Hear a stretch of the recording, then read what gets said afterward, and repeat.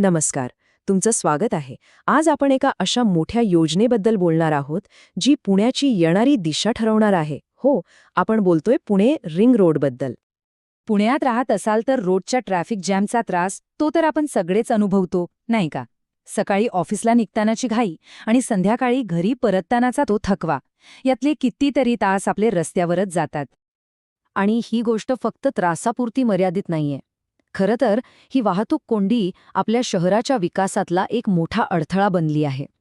आपलं इंधन, आपला वेळ आणि सगळ्यात महत्त्वाचं म्हणजे आपली मनशांती, सगळं काही यात वाया जाते. पण आता या मोठ्या समस्येवर एक उपाय समोर येतोय. एक असा उपाय जो फक्त वाहतूक कोंडीच कमी करणार नाही, तर एका अंदाजानुसार शहरातील प्रदूषण तब्बल 25% कमी करू शकतो. हा उपाय आहे 2 नवीन रिंग रोड. चला जरा सविस्तरपणे समजून घेऊया की हे नक्की काय आहे. आता गंमत बघा, हे एक नाही तर 2 वेगळे प्रकल्प आहेत आणि ते 2 वेगवेगळ्या संस्था सांभाळत आहेत. जो बाहेरचा मोठा रिंग रोड आहे म्हणजे आउटर रिंग रोड, तो MSRDC बनवतंय आणि जो शहराच्या आतल्या बाजूला आहे इनर रिंग रोड, त्याची जबाबदारी PMRDA कडे आहे. साहजिकच दोघांच्या लांबीत आणि अंदाजित खर्चातही खूप मोठं अंतर आहे. ठीक आहे, मग आता बघूया की ही योजना नक्की कशी आहे आणि याला किती वेळ लागणार आहे. सगळ्यात आधी रिंग रोड म्हणजे नेमकं काय? अगदी सोप्या भाषेत सांगायचं झालं तर हा शहराभोवती बांधलेला एक मोठा रस्ता आहे. याचं काम काय? तर जी लांब पल्ल्याची वाहतूक आहे तिला शहराच्या आत न येऊ देता बाहेरच्या बाहेरच तिचा मार्ग काढून देणं. याचा सगळ्यात मोठा आणि मुख्य उद्देश हाच आहे की जे मोठे ट्रक, कंटेनर आणि इतर अवजड वाहनं आहेत त्यांना शहरात यायची गरजच पडू नये, ती बाहेरूनच वळून पुढे जातील. आणि याचा थेट परिणाम काय होईल? तर आपल्या शहराच्या आतल्या रस्त्यांवरचा भार एकदम कमी होईल. येथे बघा, दोन्ही रस्त्यांच्या लांबीमधला फरक किती मोठा आहे. जो आउटर रिंग रोड आहे तो तब्बल 173 किलोमीटरचा आहे. म्हणजे हा एक खूप मोठा प्रकल्प आहे जो पूर्ण शहराला बाहेरून वेढणार आहे. आणि याच्या तुलनेत इनर रिंग रोड 83 किलोमीटरचा आहे, जो शहराच्या आतल्या वाहतुकीला अधिक सोपा करेल. आता या कामासाठी डेडलाईन सुद्धा ठरवली आहे. या योजनेचा जो पश्चिम भाग आहे तो 2026 पर्यंत पूर्ण करायचं लक्ष्य आहे आणि जो पूर्व भाग आहे तो 2028 पर्यंत. एवढं मोठं काम एकाच वेळी करणं शक्य नाही, म्हणून याला 12 छोट्या भागांमध्ये म्हणजे पॅकेजेसमध्ये विभागलं आहे. आणि चांगली गोष्ट ही आहे की या 12 पैकी 9 भागांचं काम तर सुरूही झालं आहे. उरलेल्या 3 भागांनाही लवकरच परवानगी मिळेल अशी अपेक्षा आहे. एक गोष्ट लक्षात घ्या, हा काही साधा रस्ता नाही, हा एक 8 पदरी एक्सप्रेसवे असणार आहे. याचा अर्थ यावर गाड्या ताशी 120 किलोमीटरच्या वेगाने धावू शकतील. विचार करा, प्रवासाचा किती वेळ वाचेल.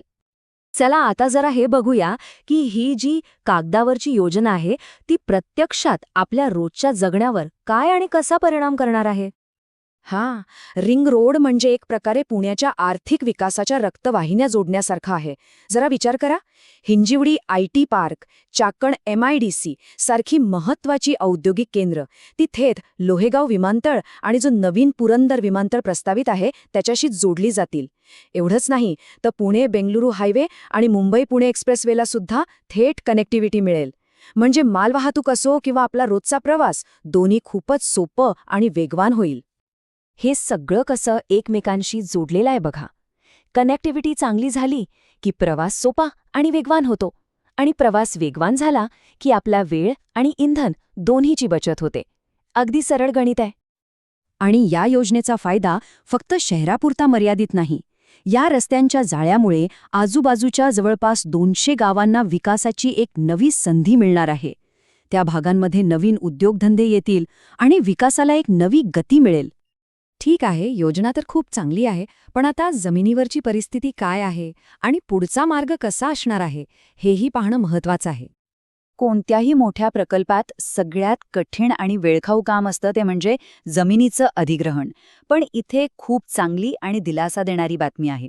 आउटर रिंग रोडसाठी तब्बल 99% भूसंपादन पूर्ण झालं आहे.